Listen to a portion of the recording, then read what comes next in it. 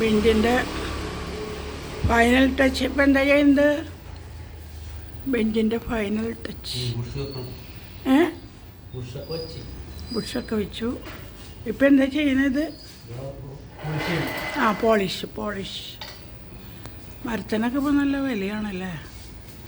എങ്കിലും ഇങ്ങനത്തെ ബെഞ്ച് കുട്ടികൾക്ക് വേണ്ടി ഇവിടെ ഇരുന്ന് ഉണ്ടാക്കി ജോബ്.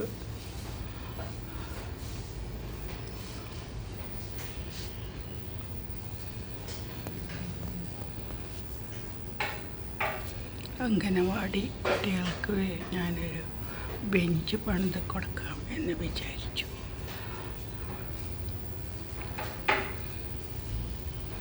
മേശ നേരത്തെ ഉണ്ട്, ബെഞ്ചാണില്ലാത്തത്.